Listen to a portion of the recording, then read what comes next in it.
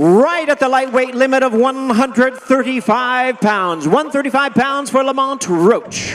133.8 pounds for Gervonta Davis. 133.8 for the champion. Now we'll bring up Gervonta Tank Davis as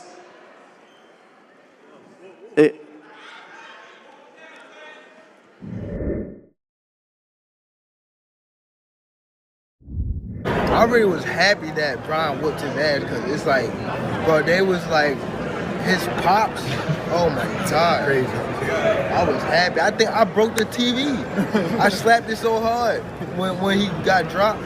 I slapped the TV. You didn't put money on it? Pretend like you got reflexes. Let me step back and pretend like I'm game. Let me step back and pretend like I'm game. Let's keep it going. Yeah. We love our time. Let me step back and pretend like I'm game. Baby, you should let me, yeah. You deserve better, girl.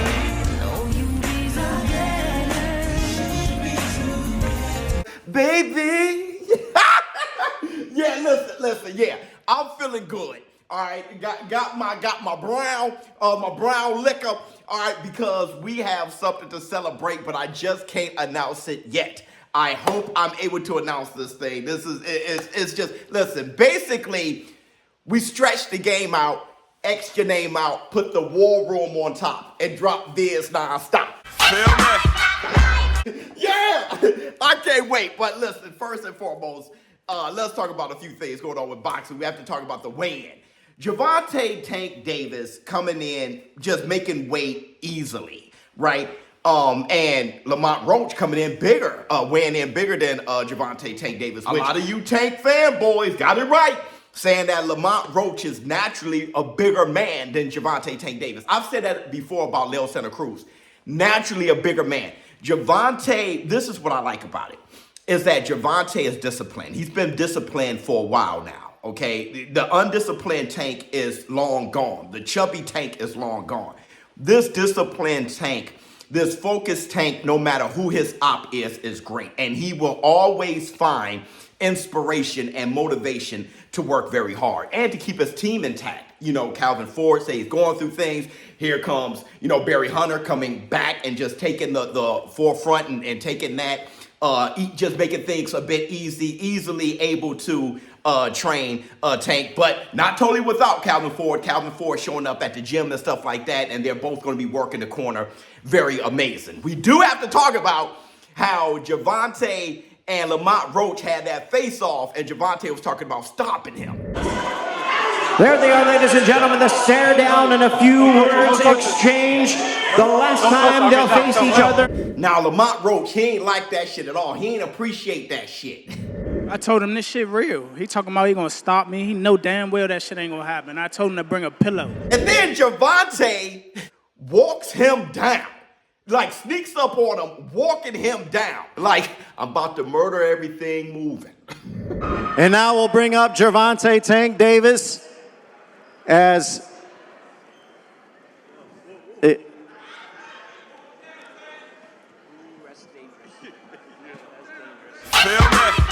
all right. Listen, and like I said, Gervonta has done things before in weigh-ins and in press conferences and face-offs, which let me know what his game plan is going to be. He's going to walk down Lamont Roach. He's going to walk him down. So he's just showing that he doesn't fear his attack, his counter, anything that he has. He's going to walk and conquer his space and take over his real estate, showing that in the weigh-in. Now, when Lamont Roach turned around, he kind of smiled at him, saying, I got you. Gervonta went on to continue to echo that Lamont Roach isn't like that. He's like everybody else. He's a front runner. He's a front runner like everybody else that fought. That's it. That's it. And that's what you want to do with front runners. Ask Floyd Mayweather. He did it with Zab Judah. He walks you down and make you punch yourself out. Tank did it with Frank Martin, walking him down, make him punch himself out or make him try to run away. That's how you handle front runners. And Gervonta Tank Davis is going to do just that. Also, using Lamont Roach's support as inspiration or as motivation for Gervonta Tank Davis to do what he has to do.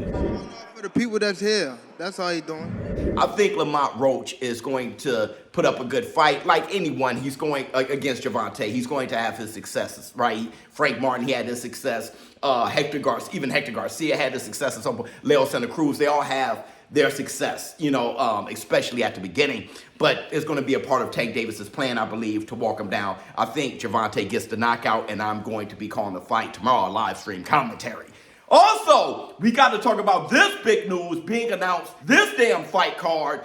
We all knew it was coming, but the Teofimo Lopez op is the one that everyone's very excited about. Ryan Garcia versus Rolly Romero as the main event. Co-main being that of Devin the American Dream Haney versus Jose Ramirez, and then Teofimo Lopez being under those two up against Barboza, which that is the best matchup. And it's just funny how the order is, that is the best matchup, right? That's for the title. Barboza, he beat Catterall, he beat Ramirez, right? I mean, damn.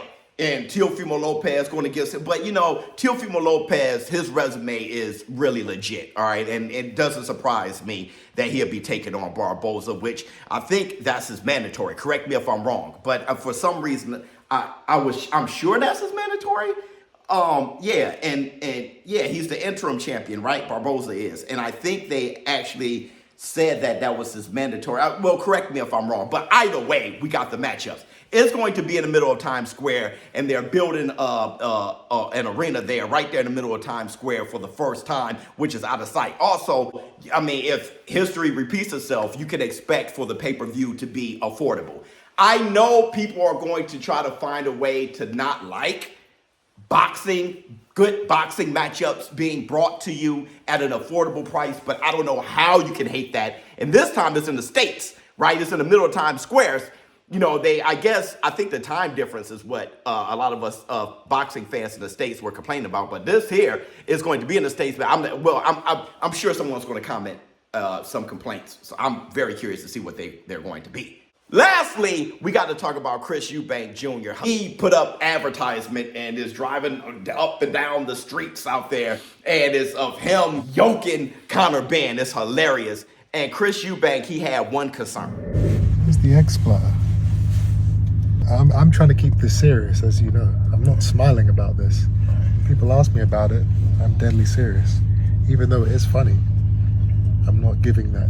I want people to think that, or know, that egg was an egg of justice. Diabolical, all right? Now, Conor Benn, he ain't backing down. He was, that stare down that he had with Chris Eubank was diabolical. Chris Eubank looked like he was just ready to counter. He had a stance like, try it, I'm letting my hands ride. It's so funny, though. Conor Benn did not miss the opportunity to intimidate Chris Eubank's promoter, Ben. Yeah, exactly, you fucking idiot. You shit yourself, didn't you little melt? That shit was hilarious and diabolical, and it was very much a Ben thing. But as of right now, I'm going to finish this whiskey, and I'm about to go and continue on celebrating the news that I just got. I hope I'm able to announce it to you guys. I hope it gets finalized. ShowBizz the dope. I'm out.